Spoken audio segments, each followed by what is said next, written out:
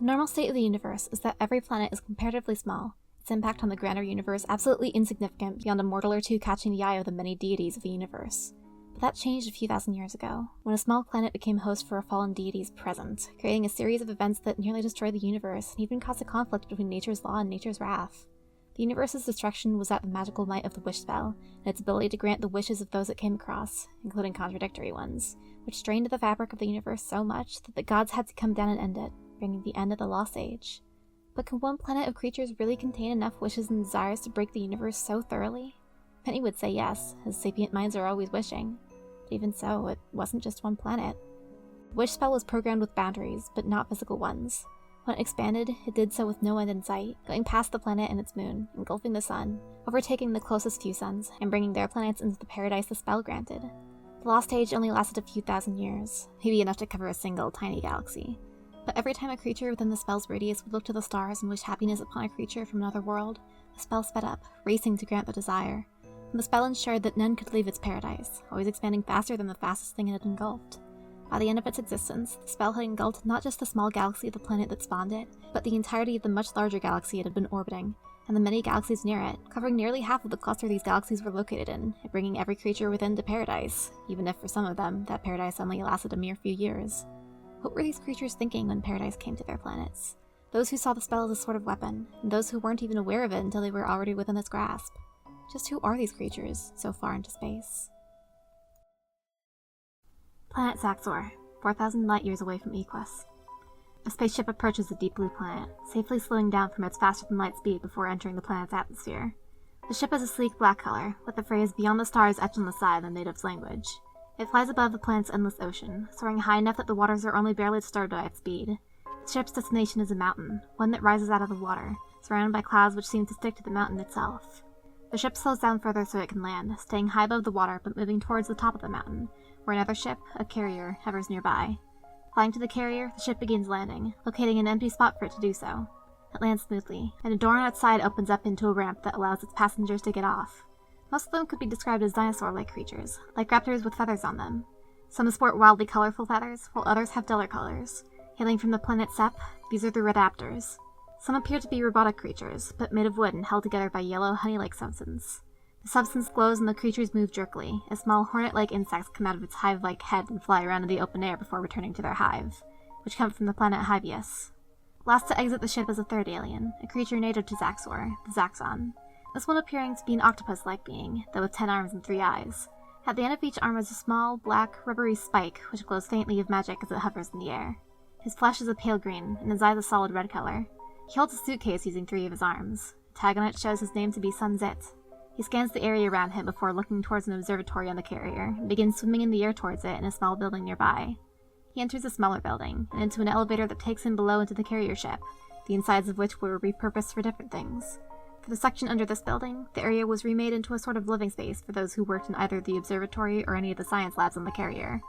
Down to floor B3, the elevator opens, and Sun swims through, going down the hall to his own apartment. He lifts a free arm up to a pad and uses his suction cups to input a series of numbers. A faint click is heard, and he moves to open the door. Inside, the apartment appears a gray-white color, similar to the clouds that surround the mountain. He swims in and sets his belongings down on a marble counter. "Oh hey, you're back! How's it going, son?" The voice came from the living area of the apartment. On a gray couch sits one of the raptor-like creatures. Her feathers are short and sleek, like that of a penguin, though light blue and white in coloration. Her lower claws are slightly webbed, and a couple of the feathers in between spot a green coloration, matching her eyes in such a way that it looks like she has 3. "Oh, hello, Brad. Sorry for not saying hi. I was preoccupied with my research." He struggled with his words, surprise making him trip over the unfamiliar language. It was his second language, and he only recently became familiar with it. "I couldn't get much done on the ride over here, and I wanted to do it as soon as possible." His voice came with a reverberation, like he was speaking underwater, yet the words were still clear. "Sounds like you, but before you continue with that, you should check the fridge. Your sister came back to give you a present from the farm." Red Stayed sat on the couch, peering over at Sun. "I bet it'll taste better than anything that ship served you." Sun stopped unpacking and moved toward the fridge, which was behind the counter in an area with more beige coloration. He opened it and saw what his friend had been talking about. A medium-sized circular crustacean-like creature was inside. On its back was green writing, which said, "Welcome back, Z." "Okay, I'm not gonna take you up on that bet, because I know anything from the farm is gonna be delicious." He grabbed it, his arm strong enough to stop it from escaping his grasp before using his suction cups to move it down to where his arms meet. A loud crunch fills the air as his beak bites into his meal's exoskeleton. Yep, absolutely delicious. They sure do know how to raise these cripples right. Do you know why she couldn't stay? Red tilted her head. She stayed about an hour before saying she would be needed back on the farm. She got up from the couch, standing on the floor with her head and body leaning forward, as she walked towards Sun's belongings. So, did you find anything interesting about the, what do you call it? Twinkling wall? Sun came back over to his things, still eating the cripple. Well, I found out a few interesting things. For one, whatever it isn't necessarily destroying anything in its path. He grabbed a couple pictures of the star in space. This is Cel's Elstra, the star that seems to be in the center of it. It still shines, even though at this point it would have been consumed by the wallow when it first appeared. Sun took out some more pictures and notes, as well as a sort of laptop, and unfolded it. Second, and this is absolutely baffling to me, is that no matter which sky I looked at the wall from, the calculations always indicated that it was the same size, despite the fact that it should be smaller or larger based on the planet you could see it from. He had notes on some of the pictures, formulas calculating how large the wall is, and each one seemed to point to the same size no matter which set of data they were calculated from. Finally, I think I know how fast it's expanding, roughly 0.85 times the speed of light, but I'll need to get someone from the observatory to check my math. Another set of calculations came out from the suitcase. Well, that's interesting. So does that mean you think the wall's not dangerous? I heard a couple of scientists say they need a plan in case this wall is actually some sort of, what was the term they used? A vacuum decay? Well, I'm not entirely sure. I mean, a vacuum decay should theoretically travel at the speed of light, and this thing sure doesn't. It also isn't destroying stars it comes across, so there's that. Oh, and a vacuum decay is basically a bubble of new physical laws that are technically more stable than the current physical laws, and thus causes the rest of the universe to follow them because they are more stable. Alright, and it's bad because we're not sure if the new physical laws will be able to support life as we know it, or even chemistry as we know it. I don't think we have the time to go into more detail. No, I don't think we do. Anyway, tell me, how long was it that you last went to sleep? Because your mantle is looking a bit pale. Well, it may or may not have been when I left Hyvius, but Red had taken her upper claws up and harmlessly pinched his siphon, a small tube which appeared from his mantle, which stopped him talking. Okay, well, I know that's a day-long trip, so how about you go take a nap, because the last thing you need is for you to fall asleep on the counter again. Sun pulled away from Red. Fine. I need the rest anyway. It might help me figure out what's going on with the size of this thing. He started floating out of the kitchen area, dropping the Kirfkul's shell in a trash chute as he did so. Have a nice sleep, Red said as she started to walk back to the couch. Sun saw that she had been reading a book when he had come in. Thanks. I'll see you in a couple hours. He entered his sleeping chamber, a small room where a tub filled with water was located. After spending a lot of time in the air, it was nice to have liquid water on his skin.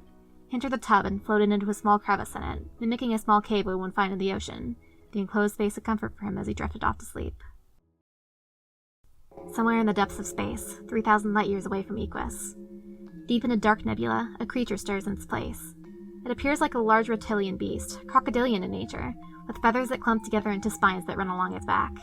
It drifts in the vacuum, not needing to breathe, paralyzed as it experiences a memory. A creature appears above a group of small raptor-like beings. Some wield spears and other primitive hunting equipment.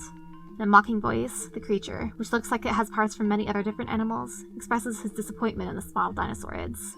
Really, I don't understand how my sister works if dumb little things like you are on track to become the dominant species of the planet.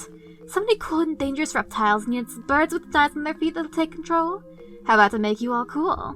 It snapped its claws, covered in tan fur unlike the body it came from, and the raptors started to change, becoming larger and strictly quadrupedal instead of the semi-bipedal forms they just had. Ho-ho, now this is more like it. This is the kind of coolness I think of when I hear her talk about the fittest. The creatures dropped their primitive technology. They didn't need it anymore. Good. Now you guys are truly worthy of being called the fittest. Now go, show the rest of this stupid planet how strong you guys are! Strong, the monster thought. I am strong. All other creatures are weak. I must kill them. Before it could start moving, its body beginning to mutate in order for it to travel through space, a feeling washes over the creature. What is this? I feel weird. What was I going to do again? Its body starts to change, but not in the way it had wanted to earlier. Its skin becomes a light shade of orange, its spines begin to turn into yellow hair and feathers. Its teeth and claws, while still sharp, become harmless to other creatures. Oh yeah, I was going out to find some friends. I wish I could get to them quickly. The wish spell granted the now harmless monster's wish, bringing it to more of its kind, already absorbed into paradise, the wish spell itself speeding up instantly to cover the distance. Planet Zaxor. Sun wakes up from his nap. There was a knocking on the door to his chamber. He touches the display on his tub, the waterproof screen showing that he'd been napping for only an hour. He gets his head out of the water so he could be understood. Red, is that you? Why are you knocking so loudly? Look, I'm sorry for waking you up, especially after I insisted you go to sleep, but you need to come outside. The wall's sped up. Any sort of grogginess went away when Sun heard that. Wait, sped up? What do you mean it sped up? Well, I had gone outside to get some fresh air, and when I did, that wall of yours suddenly started to become visible in the sky. I could see it getting bigger. Sun got out of his tub and went to the door, opening it without caring that he was still wet from being in his bed. He and Red raced out of their apartment into the elevator. The ride on it feels much longer than it was, mainly due to the anticipation that Sun was feeling. Faster? How much faster? Red said she could see it grow in the sky. Does that mean it's coming here? The elevator doors open, and they rush to the apartment building's doors. Outside, many Redaptors, Hyvians, and Zaxxons look up to the sky. Sun himself followed, and the shock makes him turn a fearful blue. In the sky is the twinkling wall, visibly getting bigger as it approaches Zaxor. Sun can only worry as the wall rapidly closes in on Zaxor. He runs worries through his head. It's coming so fast, we don't have time to leave the planet! What if I was wrong? What if this is destruction coming towards our planet? Will I not be able to say goodbye to Tree and Griffith? It comes in practically an instant, but the wall covers their planet. In one instance it was in the sky. In the next, everyone was starting to change. Sun looked at Murad, watching her feathers go from a muted blue and white to a more vibrant pink, purple, and yellow, her teeth and claws becoming harmless. The most striking change is her eyes, which stay yellow, but visibly start to grow, while her pupils become completely round. His pink mantle looks completely normal. He opens the mouth he's always had below his eyes, filled with straight white teeth. Wait, what was I so worried about? His anatomy completely changes, his mantle becoming like a head, and his beak simply disappears into his body. His eyes grow pupils on their own, as like Muddy, his eyes grow in size to take up most of his face. Sunny just takes in the beautiful sky along with the rest of his friends, one star in particular shining much brighter than the others. All he thinks about is whether that star has a planet full of friends to be made. And the wish spell continues on, granting the wishes of those on Zaxor just as it had done to other planets it brought into paradise. The last stage of Zaxor had begun, but unlike the planet of Equus, they won't get to experience it for long. It was an ever-so-beautiful day on Zaxor, a planet with endless beach parties that many friends from many different planets loved to partake in. However, someone wasn't down at the beaches partying. Instead, he was up in the cloud city that rises above one of those beaches. Sunny Zeal had been preparing to get off his lovely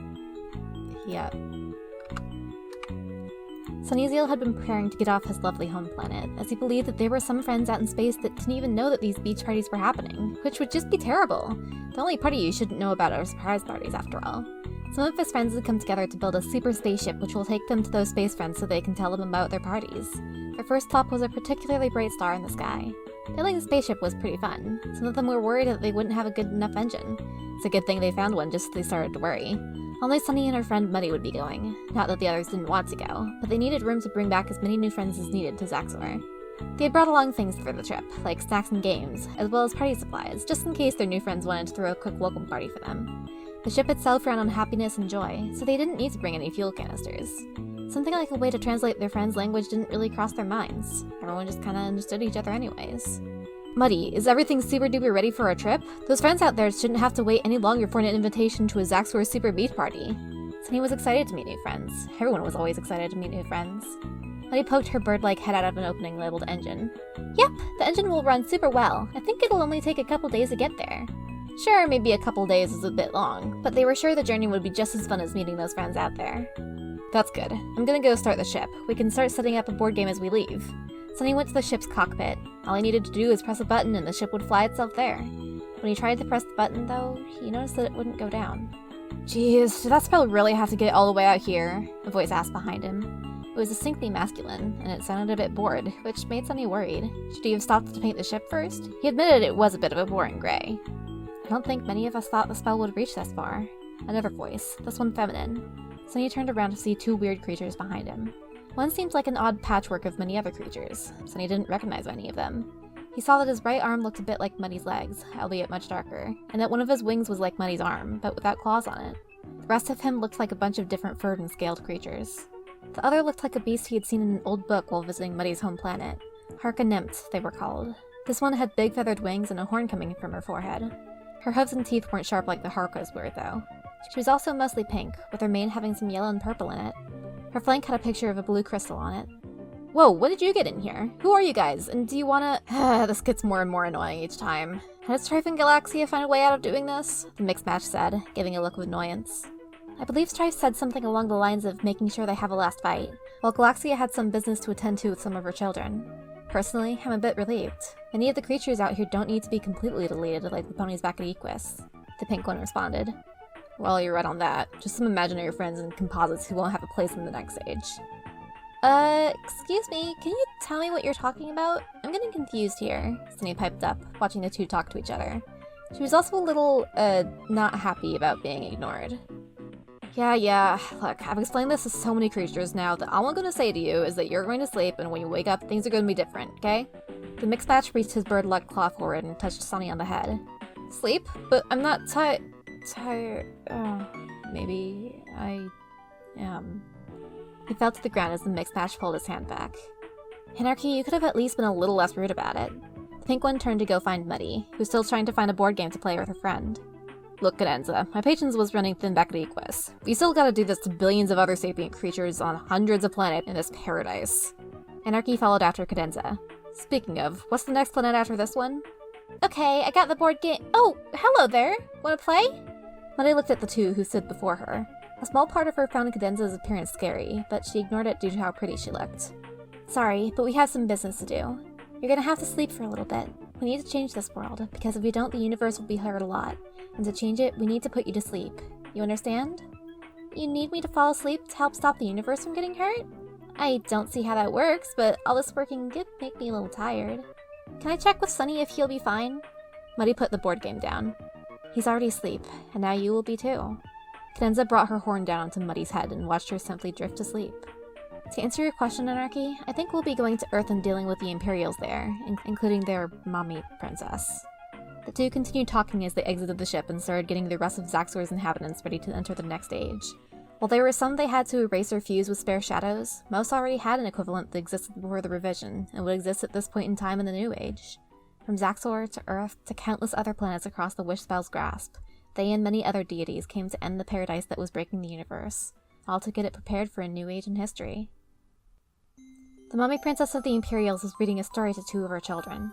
While all the Imperials considered themselves her children, these two she had directly contributed to the birth of long ago. While she smiled on the outside, inside she knew that this paradise was to end soon. She finished her story and ushered them off to bed, where their siblings had already fallen asleep. She whispered a good night to them and closed the door, catching glimpses of moving shadows in the room, stalking towards many of those children. The mommy princess knew what they were there to do, and she knew it would be pointless to stop them. Thank you for allowing me to have this last day with them, she said to the two figures, Anarchy and Cadenza, who had appeared behind her. She started making her way to a large, royal-looking chair, and sat down in it. She looked at the two. Anarchy and Mimora Cadenza, I'd rather we could meet in better circumstances than the erasure of an entire age of history. But I suppose that's just how this came to be. She seemed to focus more on Cadenza, regarding Anarchy less. Her movements became slower while in the chair, as years started to pile on her form. Yes, well, I'm sorry we have to end this paradise for you so soon after you had entered it. But the universe couldn't be spared, Cadenza answered, knowing that on some level, the Imperial Mommy Princess had more respect for her than her temporary partner. The Mommy Princess herself was feeling tired. Aging so much after having flesh again was taking its toll. It's understandable. Those children were born from my wishes to have a family again made form, though I saw the shadows in there. I hope they'll be reincarnated into a safe life in the next age. Mother willing. As for yourself, I hope that the next age treats you better than the last one did. Yes, I already have some hopes for alliance. A new race has made itself known during this paradise. I have hopes that they'll be amicable in the new age. The Mommy Princess was soon reduced to bone, sitting in the same chair that she had been bound to when the paradise had come. And so a new age came into being. And for the entire universe, the last couple thousand years played out mostly the same. But for some parts of it, history went down a different course. Somewhere, mere moments after the birth of Celestia and Luna in the mortal realm, beginning communications. Welcome, Mecha Mother. Welcome, Geom Fragment 1. Hello, Mechne. Did you feel that? Yes, I did. The sun and moon have both been born into this realm. Do you have any inkling as to where they could be? Not unless the system I've just passed by, I would have felt the magical shockwave. None of my other fragments felt their presence. I believe they might not have even been born in the Milky Way. This seems likely, and to be honest, I'm unsure that their birth in this galaxy would lead to things getting better. I agree. However, there is one possible place where they could have been born. Where that paradise originated from, would it? It is the only planet I can think of that any of either nature's law or nature's fury could be born on. They have surely kept their focus on that planet due to its creation. I see your logic. Have you pinpointed where that planet is? I believe I know which galaxy it's located in. A small satellite galaxy to the Milky Way. A star in that galaxy appeared much brighter than other stars, and the paradise came from that direction. Sadly, neither us nor any of our children's species will get there anytime soon. Both are too embroiled into their own wars, though the conflict between your Imperials and my Mechites is resolving much faster than before the Paradise came. Again, my apologies for their attitude. Faster is relative. It may still take centuries for them to come to peace, but apologies were given on the last timeline. They are unnecessary, as we are both limited in communicating with them, but the sentiment is still appreciated. So we wait for a species to come to peace, and then we make an attempt to contact the world of Paradise? Not immediately. During the Paradise, a new species had made itself known, one that came from a highly dangerous planet where it was thought no life could exist. Oh? I was outside the Milky Way when this happened. I had no idea. Yes, when peace is established, I think it may be in our best interests to try and contact this species. They were notable in that they weren't made of normal matter, but rather living magic. Their magical knowledge may help us get to that small galaxy faster. In due time, of course. I don't believe this will be ready for another few millennia. I see. Well, I'll talk to you another time. My communication part is running low on power. I wish that my Mechites would find it sooner, so that I can communicate more clearly with them. Such luck does not seem to exist for us at the moment. Better communication to our child species can't come soon enough. Goodbye. Zaxor, 4,000 years after the revision. Sunset, an astronomer at the Deltarune Observatory, woke up from his resting tub. In the warm darkness, he pressed a tentacle up to a waterproof screen inside of it, searching in the darkness for his power button. After finding it, he activated the screen, the bright glow hitting his eyes for a brief moment before he could notice the time. It was noon on Zaxor, and he needed to get up for his afternoon shift. Work at the observatory had become quite interesting in recent years, specifically ever since 5 years ago, when contact was established with alien life from a different galaxy. Specifically, the Stream galaxy, a large one that his own galaxy was a satellite for. Some of his colleagues had had a field day when their theories on life there was confirmed. He climbed out of his tub and thought about the news. Even 5 years later, it felt like a shock, mainly because even though contact was established, only in the past few months had the alliance been officially struck between the Zaxxons, Adaptors, Hyvians, and these newcomers. 3 races made themselves known from the Stream, or Milky Way as they called it. The most numerous of the races were the Imperials. They were tall creatures, sharing similarities to a class of creatures found on Sep, including soft skin and hair, though curiously, they had much less hair than the ones found on Sep. It was a ship built by the Imperials that made contact with the Alliance, and it seems the Imperials had the largest military force of the 3 of them. Originally thought to be simple machinery, the Mechites were a shock to behold, machines with a true capacity for intelligent thought and reproduction, following all aspects of life save for being made of organic matter. Their forces were the second largest, with a wide range of body shapes. Some mimicked the appearance of Imperials, while some appeared to be simple spheres with a single eye and multiple appendages. Most surprising of the 3, the Massey were a form of life that none of the Alliance had conceived of before. Beings whose biology was completely made of a type of magic that acted like physical matter. Appearing like crystalline vines wrapped around a gem-like head and core, the presence of the Massey brought a knowledge of magic that extended beyond the knowledge of the Hyvians. Sun looked around his apartment, noting that his roommate was gone, off to work already. He grabbed some food from the fridge, a container filled with a nutritious slurry that he started to drink from immediately. He hovered out of his room and went to move to the exit. His observatory had recently been equipped with new technology created with the help of the Massey. In fact, Massey had been transferred to the observatory to help with matters related to magic. The technology was a device that could detect the presence of magic and any sort of energy that traveled through space, from light to radio waves. If there was magic to it, the detector would tell how much, with some data on how to figure out what kind of magic. Magic before was usually just something the Hyvians did. It was known before that both Zaxxons and Redaptors utilized magic in their biology, but it was entirely instinctual, allowing Zaxxons to hover and survive out of water, and Redaptors to quickly adapt to whatever environment they were in. Sun exited his apartment complex and started to float towards the observatory, holding a couple items in his arms. He entered it and marveled at the telescope within. He could see the device, called an arcanoscope, connected to the telescope, recording who knows what sort of magic connected to the incoming light of beyond. He continued on to his workspace, an office he had where he could study whatever images and readings the telescope and the many satellites around Zaxxor gave him. He ran at a corner where his office door was near. He could see the plaque next to it, showing his full name, Z of the Untz family, in Deltarune.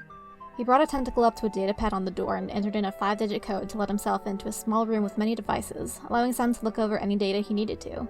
He floated over to a desk and rested on a chair designed for Zaxxons, with a hole in the bottom for his beak to rest through. He sat down and removed the bottle from his beak, throwing it into a trash chute nearby. Screens lit up around him, showing data and images. One that caught his eye as interesting was that a burst of light near a star, Cells Elsta, was detected. He was looking over the details when there was a tapping on his door. He told the creature he was coming to the door as he hovered over to it, opening it outwards. Standing away from it with a hard drive wrapped in a vine was a Massey. Its body was purple in color, with many vines wrapped around its head, making it appear as though its head was rounded. Through the vines, 2 gem-like eyes looked forward. "Ah, Zlok He stumbled and corrected himself, speaking Imperial to the Massey. Sorry, you're the transfer. Mabe, I believe? Sun extended a tentacle into his office, gesturing him inside. He'd seen pictures of the Massey before, but never in person. Sun had learned Imperial as fast as he could once resources were available around 2 years ago. He'd had a hunch that he'd need to learn it. Hello, Zunt. Maga's voice didn't come from her mouth. Instead, a sort of crystalline flower growing above his head glowed, and the voice came out of it, reverberating slightly. They made motions to enter Sun's office. Oh, it's Sunzit. They forgot to put the shortening in my file. I've been trying to get it fixed for 10 years now, and it keeps getting put to the wayside. Ah, apologies then. Hello, Sunzit. I must say you have a good grasp on Imperial. I was under the impression that learning the language was something only recently declared to be a necessity. Maga simply held himself up on a few vines in the office, not doing anything. I thought it'd be useful, so I learned it as soon as I could. So what can I help you with? Maga held up the flash drive he had. This is the Arcanoscope data for an astrological phenomenon that occurred last night, involving a star called Cels Elstra. I was told you were the one who could look at this with me. Oh, I was just looking at that. Yes, I'd love to hear what sort of information the Arcanoscope picked up. Sun hovered back to his chair. Here, let me plug in the information. Maga gave Sun the drive and saw him plug it into a computer connected to the large screen in Sun's work area. The screen started to show the Arcanoscope data, numbers and readings that Sun himself had no idea as to what they could mean. Maga looked at the data with a face of silent pondering. Already they were reading the data and making some quick ideas as to what it could mean. So, I know this is a burst of light, not directly centered on the star, but instead centered near it, probably by its closest habitable planet, Elstra Alpha. Sun broke the short silence that had descended upon the room. Ah, a habitable planet is orbiting the star? I didn't realize. Do you have any data on it? Yep. Sun started to pull up what information they had on Elstra Alpha. The planet and star are about 4,000 light-years away from Zaxor. Alpha itself is known to have an atmosphere. There have been plans to check the planet out, but due to its being past a rather dangerous patch of space, it's never been enacted. Maga started to look over the data again. Well, this burst seems to contain a large amount of magical energy. Oh, did you hear what happened when the burst was detected? No, I haven't. Some electronics started malfunctioning when it passed through. Simple brownouts, though some data was lost. Yet the burst itself appeared as just white light in the visible spectrum. So you're thinking that the magic may have caused the interference? Yes, that seems likely, but... Back and forth continued for a few hours as they discussed details of this burst of light, Sun providing the information on Cels Elstra Alpha, while Maga considered the medical side of the data. They came to the same conclusion when it was all over, looking upon a simple sphere Sun had opened up in a simulation program while going over the medical data. The sphere showed many points on it, a simulation of Elstra Alpha, with the points representing areas of high magic concentration, assuming the burst surrounded the planet. While they only had one side of the planet to look at, the points seemed to be distanced in a way that suggested purpose and order. So the areas of highest concentration are ordered? Sun asked. Looks like it. A breathable atmosphere, a highly magical explosion, and now even evidence of order in the burst's design? I'm starting to believe that whatever life is on this planet, they're quite experienced in magic, as this sort of power output has never happened on the scale by my people. Wait, are you saying these lifeforms could potentially have a greater understanding of magic? Enough that I think our societies may benefit from making contact with them. Right. Well, at the very least, let's keep checking the data in our calculations. You never know what sapient error snuck its way in. Let us get others to check it with us, then. You're correct that sapient error could have happened here, but I'm hopeful that our initial conclusions may be mostly right. Well, in that case, it's been a pleasure bouncing ideas off you. I'll compile this into a report and send it up so further research can occur. Maga, having barely moved from their position all this time, started to move towards the door. They glanced behind them and manipulated the vines around their head to create the facsimile of an imperial smile before leaving. Sun was just confused, as such a facial gesture wasn't something he was familiar with. He worked for a few hours more, of course, keeping in mind that if he and Maga were right, their discovery could give way to yet another magical-based revolution. The rest of the day was simple. He came home to find Brett already sleeping, having passed out on the couch in their living space, and feeling tired himself, he went to his resting tub early for the night. 5 years ago, the Alliance found 3 new races to join them. Now, a 4th edition had potentially been discovered.